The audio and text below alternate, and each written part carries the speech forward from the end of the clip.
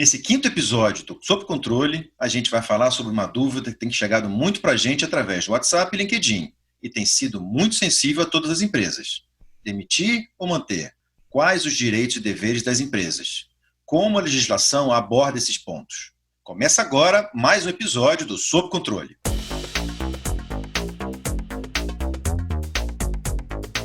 Sob direção e produção da Audioria, hoje, além da equipe da Pipeline Capital, Alonso Rachevski, Felipe Wasserman, Paulo Sareta e eu, Cadu Pedreira, temos conosco a Luciana e a Carolina da Goldfish e a doutora Rosa Bicker, do escritório Brandão e Bicker.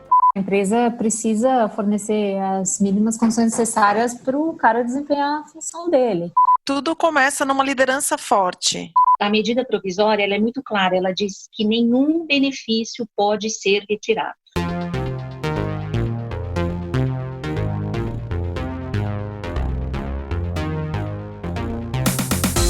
Então, Felipe, eu tenho que oferecer uma estrutura para os meus funcionários que estão trabalhando de home office? É muito bom, né? Se a sua empresa não trabalhava de home office antes, isso é uma novidade, lembra que a gente não sabe como é a realidade de cada funcionário, a gente não sabe se a internet dele em casa é boa, não sabe se ele tem um computador que ele possa trabalhar em um lugar para trabalhar. Então, se você valoriza a produtividade dele, você quer cobrar ele pela mesma produtividade que ele teria no trabalho, você tem que oferecer o mínimo de estrutura. Lembrando que estrutura igual produtividade. Mas acho bom a gente ouvir a especialista. Carol? Eu concordo, a empresa precisa fornecer as mínimas condições necessárias para o cara desempenhar a função dele. Apesar de que a CLT não especifica quem que deve arcar com essas despesas, né, relacionadas a equipamento, computador ou até mesmo a software. Mas não faz sentido que o funcionário agora tenha que arcar com tudo isso. O ideal é que tanto em software quanto em hardware, e além disso, o pagamento da conta mensal de internet e telefonia, né, do profissional que agora vai estar trabalhando em casa, tem que ser arcadas essas despesas pela empresa. Muita gente não tem uma internet super potente, agora vai precisar para poder estar realizando meetings online e baixando planilhas e Tableau, etc. Enfim, então o essencial é que ele tenha o mínimo de ferramenta possível para isso. Legal. Falando em home office, eu acho que tem um ponto importante que algumas empresas elas estão percebendo uma boa oportunidade de ganho até de espaço físico, porque as operações estão funcionando super bem com home office. Então esse preconceito todo que existia está caindo. Felipe, o que você vê aí por aí no mercado de best practice e bad practice para o trabalho remoto? Não, teve muitas best practices que a gente ouviu, a gente não ouviu até muitas bad por enquanto, mas de best a gente perceberam que empresas, primeiro perceberam quem teria dificuldade em lidar com essa questão e deu treinamentos específicos, não às vezes funcionários mais antigos e tudo mais, que estão acostumados a uma rotina de trabalho, tiveram que se adaptar, então ofereceram treinamentos específicos para isso, e teve outra que ofereceu coisas que normalmente você ofereceria no trabalho, mas na casa do funcionário. Então, por exemplo, Páscoa, que sempre tinha aquela troca de ovo, aquele presente, eles mandaram isso como presente para a casa de cada funcionário. Isso criou um vínculo interessante na empresa, como se a empresa não esquecesse dele. Né? Carol e Lu, o que vocês viram aí de best practice e bad practice? Bom, eu posso falar de uma best practice aqui de um cliente nosso, que, como você falou, né, rotina é tudo. E eles criaram uma resposta automática para todo e-mail que você manda para eles, para alguém da empresa, nesse cliente, uma resposta automática lembrando o horário de trabalho deles, da equipe, e eles já colocam nessa resposta que eles têm a rotina diária de entre 8h30 e 10, eles têm as reuniões de início do dia, depois eles têm o horário do almoço, onde por favor, evite ligar, mandar WhatsApp, etc. Ou se você mandar algum e-mail, vai ser respondido após o horário do almoço. E depois, finalizando o dia, eles têm mais uma reuniãozinha.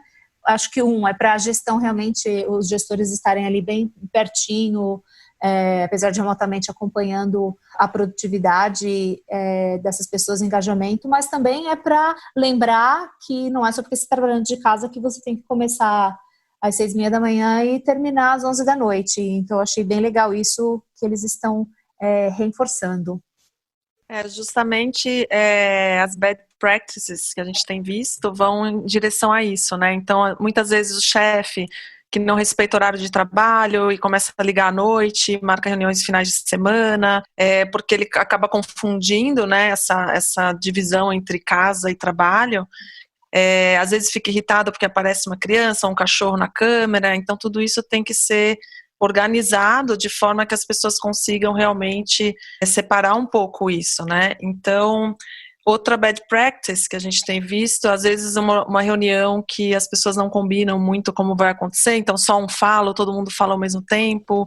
Então é importante também combinar o jogo assim no começo da reunião, quando tem muita gente, para não dar essa confusão.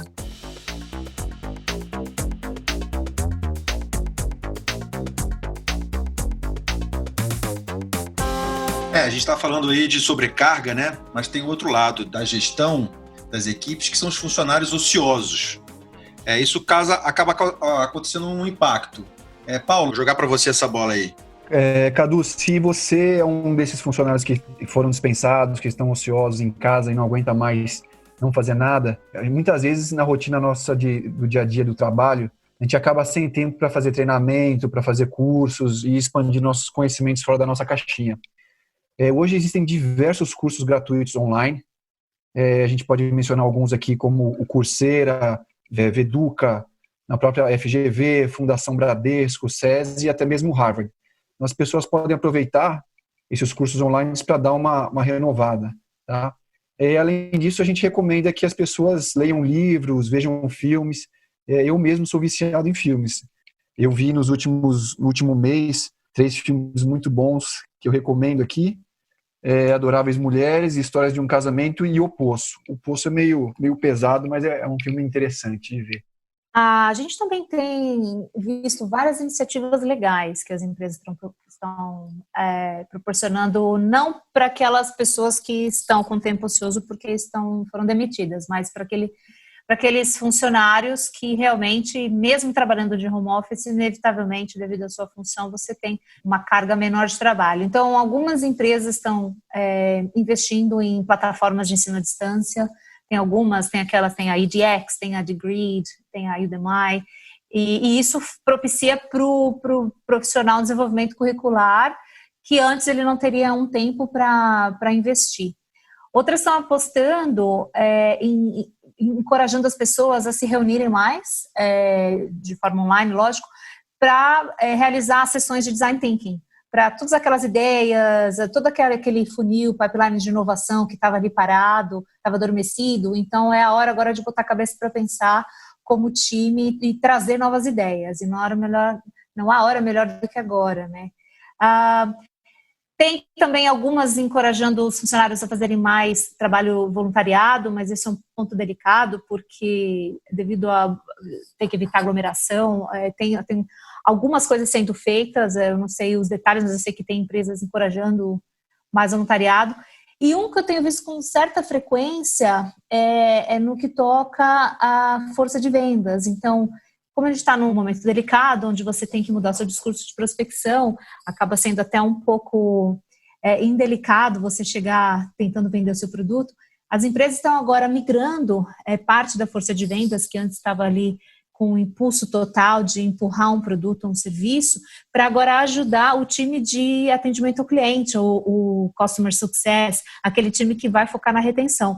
Nada como focar agora em reter aquelas empresas que você já tem no seu portfólio, é a melhor jogada. Então, tem muita empresa investindo nisso também. Legal, Carol, mas tem um ponto importante aqui, que é o engajamento das empresas. Então, como é que a gente mantém uma empresa engajada e compartilhando dos mesmos objetivos do negócio da empresa? Eu vou passar essa pergunta agora para o Alon. Cadu, se a cultura da empresa é forte, não é a questão da epidemia e da possível mudança de modo de trabalho que vai atrapalhar com o engajamento de todos. Aqui é a confirmação da cultura da empresa. Tem muito a ver com cultura, né? E tudo começa numa liderança forte. Se a empresa tem uma liderança conectada, que está fazendo reuniões periódicas para alinhamento de informação, os objetivos e as decisões em relação a esse momento de crise, tudo isso vai passar muito mais segurança para os times. Então, é uma liderança que se une, que fala a mesma língua e que se apoia, né? Porque nesse momento os líderes estão com uma sobrecarga muito grande, né? De ter que muitas vezes reduzir, fazer algumas decisões até de demissão, enfim. Então é muito importante que tenha essas reuniões, que os líderes estejam muito afinados e um apoiando o outro e estimulando esse lado muito mais acolhedor, né, com as equipes, com toda a empresa, do que aquele líder que só cobra uma performance, né, que seria o dia a dia num ambiente normal.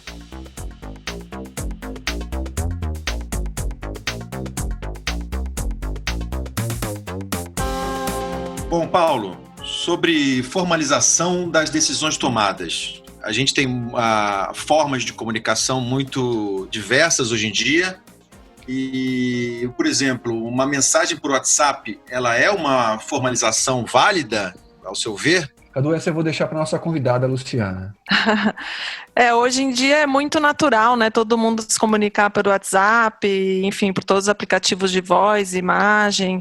Não existe uma regra, mas assim, o que a gente sempre recomenda é que quando são decisões importantes e que envolvem mais de uma pessoa, vale a pena mandar um e-mail, porque fica daí registrado de uma forma um pouco mais elaborada e formal, né, para todo mundo. Agora, uma parte bem sensível, né, que é como comunicar aos funcionários para que entendam que as decisões, elas não são pessoais, e sim pensadas em algo maior, tais como evitar demissão, sobrevivência do negócio. Paulo, com você de novo aí.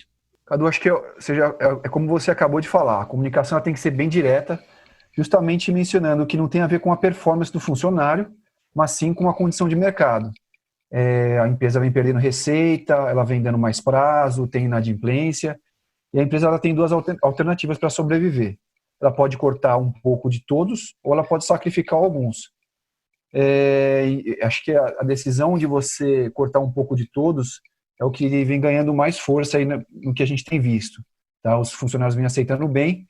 A única coisa é que, se for possível, tem que criar algum tipo de compensação futura. Alguma coisa que dependa do resultado da empresa para conseguir tentar manter os funcionários motivados. Que muitas vezes você acaba reduzindo o salário deles, mas a carga de trabalho, o ritmo não reduz. Então, é isso aí que o Paulo falou, né? Uma comunicação com transparência é o mais importante, mostrar qual era o momento da empresa antes, né, da crise e o que está acontecendo agora, mostrar até números, se for possível, e eu acho que muito importante é a forma de fazer essa comunicação, né? Que a gente tem falado muito nisso, né? Forma humanizada, com empatia, entendendo que vai ter impactos aí para as pessoas, mas que infelizmente nesse momento não vai ser possível continuar do jeito que estava. E claro, a coisa retomando lá na frente, que existe aí a intenção de ou recontratar, enfim, fazer alguns outros acordos com esses profissionais aí que tocaram a empresa até agora. Bom, a gente está agora no meio de abril, temos já algumas semanas de isolamento social, mas eu acho que é importante tocar no ponto que o que deve fazer em casos de contaminação de Covid-19 na empresa. Como deve ser essa comunicação? A empresa inteira deve saber? Como é que esse trabalho deve ser feito, Felipe? Então, tudo depende um pouco da cultura da sua empresa, do tamanho dela e a transparência. Então, se você está numa empresa pequena, é sempre importante, as pessoas querem saber como os outros estão indo, até para desejar saúde e tudo mais. Então, esconder pode parecer que você está escondendo essa informação da empresa. Fora isso, se for uma empresa muito grande, de repente mandar somente para o diretor ou para as pessoas de contato direto, para que eles possam escrever alguma recomendação específica, assim.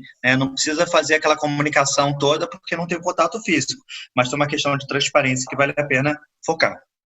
Eu acho até para as pessoas, para ajudar também, né, na conscientização, na prevenção, eu acho que é importante que as pessoas fiquem sabendo, como o Paulo falou, né, cada empresa com a sua cultura, esse modo de comunicar isso.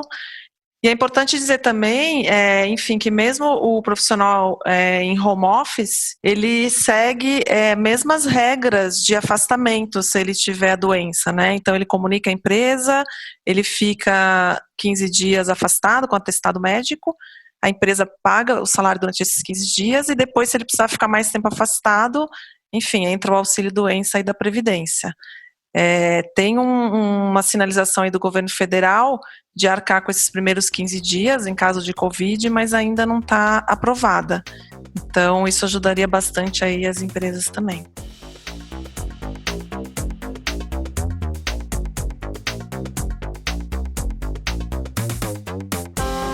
Bom, então, vamos agora com a doutora Rosa Bicker. A gente está trazendo perguntas dos nossos ouvintes. Vou com a primeira pergunta, doutora. Eu estou impedido de abrir meu estabelecimento por decreto. O que eu devo fazer com meus funcionários? Bom, então, as medidas provisórias editadas pelo governo, elas trouxeram aí algumas alternativas, né, visando minimizar o prejuízo, as dificuldades que esses empregadores estão passando já, né?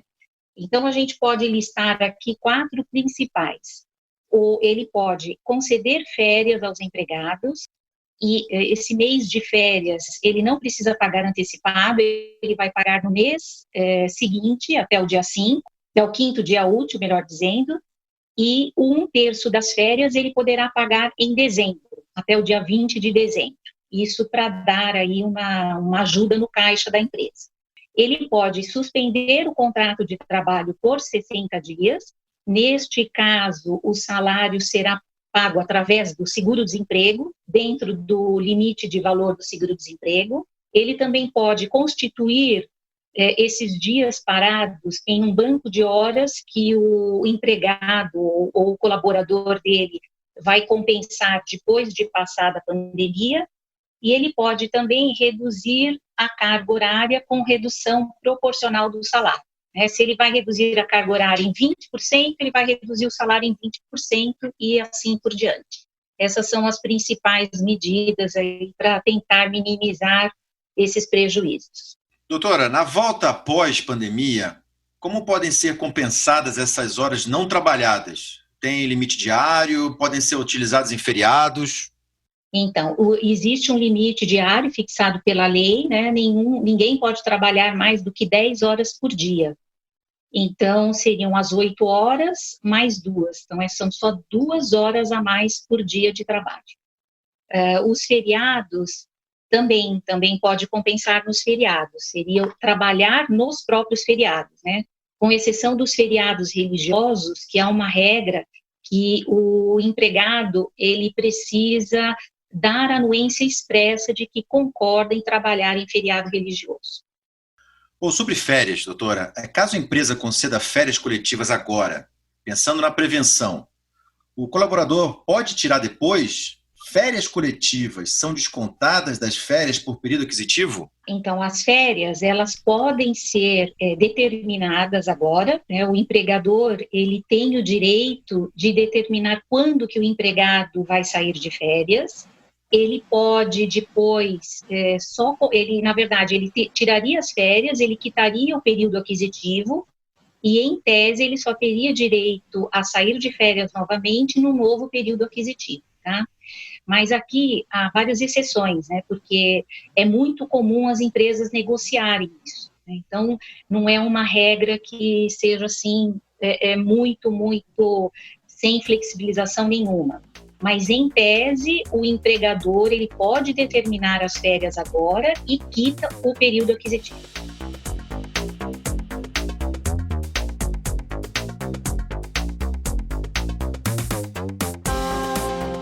Quando a empresa pode afastar o funcionário, ela deve pagar pelo período de afastamento? E aí tem um ponto a mais que eu queria acrescentar, em relação aos sindicatos, né? Uma discussão que tem sido muito recorrente, que a gente tem visto aí, da participação do sindicato nisso. Então, a participação do sindicato é o mais correto, né? Evita aí que o empregador, enfim, que o empresário tenha um problema futuro, uma discussão judicial futura. Só que até você comunicar o sindicato, até você conseguir, né, nessa época de crise que o sindicato faça uma intervenção para que o funcionário não seja prejudicado, isso vai levar tempo. Então, as empresas estão tomando as decisões sem anuência do sindicato, né? Elas estão firmando acordos individuais para que não demore muito, né? E se o contrato de trabalho ele for suspenso por 60 dias, não vai ter pagamento de salário, o funcionário ele vai receber da mesma forma o seguro-desemprego. Se houver redução da jornada com redução do salário, dependendo do faturamento da empresa, aí sim é obrigatório que haja intervenção do sindicato. Tá? Então, aí a gente parte por uma questão um pouquinho mais jurídica, tem que saber faturamento, enfim, tem alguns pontos aí que já geram uma discussão um pouquinho maior. Como se trata de uma medida de urgência, no momento dificulta mais você ter o sindicato agindo conjunto do que efetivamente tomar as medidas. E como fica a questão do VR e o VT durante o home office? O Vale Refeição, tem várias empresas que não estão pagando, não estão concedendo nesse período aí de pandemia. O Vale Transporte, como você não vai ter despesa de locomoção se você está em home office, obviamente, é um benefício que pode ser retirado. O Vale Refeição, eu entendo que aí há uma discussão que vai gerar ainda várias questões judiciais. Né? A medida provisória ela é muito clara, ela diz que nenhum benefício pode ser retirado. Quem retirar Vale Refeição vai correr o risco de ter uma discussão judicial lá na frente. Doutora Rosa, o que a gente tem visto em alguns casos é a empresa mudar o Vale Refeição por Vale Alimentação, que isso é bacana, porque daí a pessoa pode, enfim, fazer compra no supermercado, né? Pode ser uma saída interessante, né, de repente. O que acontece é que muitas convenções coletivas de trabalho, elas já estipulam o pagamento também do Vale Alimentação. Você pega várias categorias profissionais que recebem Vale Refeição e Vale Alimentação. Então, para os casos em que a convenção não determina o pagamento, aí sim, aí eu acho que é uma saída. Doutora, no nosso mercado, aqui que a gente trabalha na Pipeline, a gente tem empresas com formas de regime de contratação muito diferenciados, né? A gente tem muita gente como PJ, você tem gente com CLT e tem estagiário. Como é que isso vai funcionar dentro desses diferentes cenários de contratação? Bom, essas medidas provisórias editadas, elas visam proteger só os empregados em regime CLT. Os demais colaboradores, seja de que forma, o contrato comercial, que é o chamado PJ, né, ou os estagiários, eles não estão contemplados nessa legislação, nessa medida provisória. Aí eu acho que vale realmente o acordo entre as partes, né, procurando, obviamente, minimizar riscos, né, eu acho que o empregador não pode pensar que eu vou prejudicar de um lado tanto o meu prestador de serviço como o meu estagiário ou como o meu empregado, que amanhã eu vou sofrer um processo trabalhista. Né? Então, eu acho que para as outras formas de trabalho, as partes têm que firmar acordos aí individuais e cada um tentar se ajeitar da melhor forma possível. É muito interessante esse comentário da doutora Rosa, que é sempre pelo olhar preto no branco, como a gente chama, mas eu vou dar um outro olhar para o conceito família, que a gente tenta colocar sempre nas empresas. Né? Se a gente deixar de lado o viés legal, e se você tiver uma cultura forte, esse conceito de família bem enraizado na sua empresa, você vai ter um bom espaço, uma boa liberdade de, por exemplo, conversar com os seus prestadores de serviço e dividir a situação da empresa, que não é só da sua empresa, é de todas as empresas do Brasil. Então, aquela velha máxima dos seus direitos, eu quero meus direitos, isso começa a mudar com outro tipo de cultura.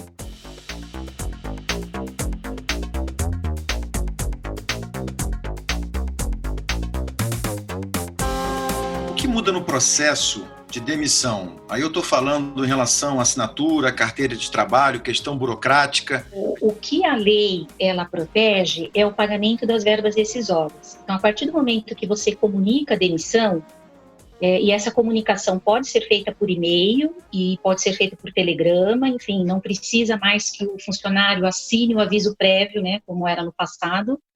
Então, a partir do momento que você comunica a demissão, você tem 10 dias para pagar as verbas rescisórias. Essa é a preocupação. Isso tem que ser cumprido, senão você vai pagar uma multa equivalente ao último salário do empregado.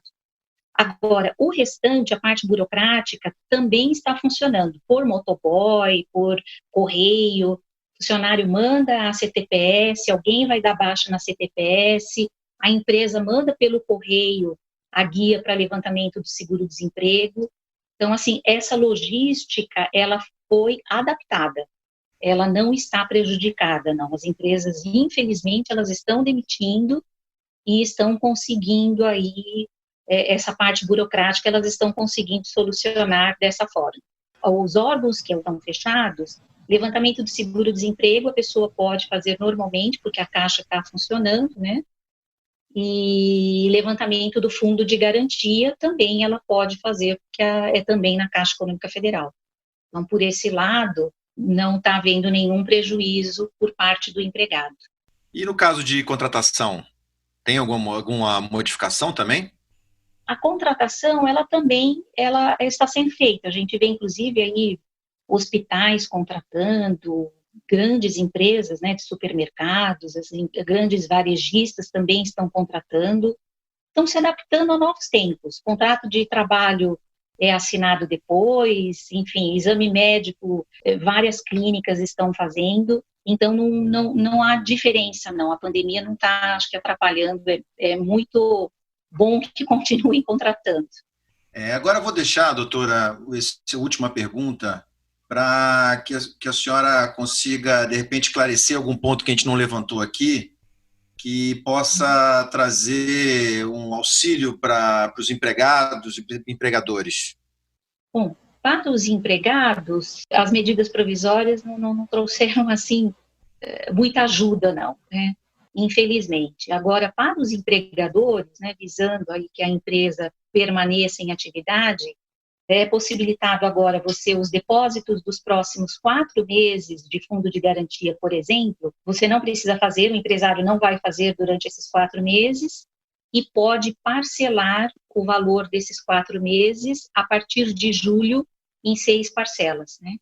Isso visa também dar aí uma folga no caixa das empresas. E há a possibilidade da redução, que eu disse, do salário, é um tema, assim, bastante controverso, né? A Constituição Federal, ela proíbe que haja diminuição de salário, e vai ter muita discussão sobre isso, vai ter muita gente brigando na justiça sobre isso, mas é uma possibilidade também de manter uma empresa aberta, né, de salvar o caixa da empresa, essa redução de jornada com consequente redução do salário. Doutora, e sobre um recurso que algumas empresas costumam fazer, que é a transformação do funcionário CLT, ele é demitido e depois ele é recontratado como PJ, com o objetivo de redução de salário e de custo para a empresa, ou aumento de ganho do funcionário. Como é que isso é visto na visão jurídica? É uma fraude. Se você vai continuar com esta pessoa desenvolvendo a mesma função dentro do seu estabelecimento comercial, na mesma atividade, com as mesmas características, você só mudou ali a relação jurídica em tese, né, no papel, você vai ter problemas, com certeza. Você tem uma pessoa contratada como pessoa física, você demite, depois contrata como pessoa jurídica, você está aí fraudando primeiro os encargos, né? Você está fraudando o governo, você vai deixar de recolher fundo, enfim. Não pode, amanhã ou depois o empregado ele vai na justiça dizer que houve continuidade da relação jurídica, embora com nomes diferentes. E pode ser que ele consiga recuperar aí todos os valores que deixaram de ser pagos. É um risco muito grande, embora seja uma prática muito comum no mercado. Mais da metade das discussões na Justiça do Trabalho, elas têm isso como tema, né? Nessa crise que estamos vivendo globalmente, todos os países do mundo estão criando incentivos para manter os empregos. Nos Estados Unidos, por exemplo, até uma faixa de faturamento das empresas, eles estão fornecendo um crédito com uma carência de 12 meses e uma taxa super baixa de juros, acho que algo como 1% ao ano. Com uma condição, se você não demitir ninguém nos 12 meses, você só paga a taxa de juros. Olha o que alguns governos, claro que mais fortes, conseguem fazer, né, para preservar. Aqui no Brasil, que a gente ouviu todos esses especialistas, a única coisa que eu posso dizer para você é que mandar embora um time que você criou, que você capacitou, que você engajou, dá uma dor no coração, eu entendo perfeitamente. Então, tem que tentar reter esses talentos o máximo possível, mas tudo tem um limite. Não pode criar uma dívida, um passivo muito alto. Você tem que tentar entender, eu sei que é difícil, mas enxergar onde que vai ter uma recuperação da sua empresa para você fazer os movimentos limítrofes, né? Você pode sacrificar seu lucro? Pode e deve, para preservar a sua equipe. Mas cuidado para você não se endividar muito por causa da sua equipe. Eu acho que, primeiro, vem as pessoas que você está preservando, que têm famílias, do que depois de algum tempo você ter que fechar a sua empresa e todas essas famílias irem para a rua. Então pense bem antes. Eu sei que é difícil, mas eu acho que tem alguns passos que você deve seguir. Preservar a equipe até um limite que não comprometa a saúde da sua companhia para salvar as famílias que vão ficar. Eu acredito nisso. Com isso, finalizamos o 5º episódio do Sob Controle, o podcast semanal da Pipeline Capital. Esperamos o seu comentário ou sugestão para o nosso programa através do nosso WhatsApp 11 5199 0880. Para seguir a Pipeline Capital no LinkedIn, acesse linkedin.com/company/Pipeline Capital. Até o próximo episódio. Este podcast contou com a produção executiva de Risa Soares, direção de conteúdo de Will Prestes, edição e sound design de Luiz Felipe Lamusse e trilha e identidade sonora de Frederico Eliodoro. É uma produção em parceria com a Pipeline Capital, uma boutique de M&A com gestão. Sob Controle é mais um podcast Audioria. O Felipe não sabe? Eu sei, eu estava respondendo no mudo, é um absurdo vocês não ouvirem. Ai, não sei se ficou bom. É porque a nossa empresa faz bastante coisa. E aí eu fiquei com medo de falar demais, falei de menos. Dá só um minutinho para ver o cachorro, só um minutinho. Cid, para!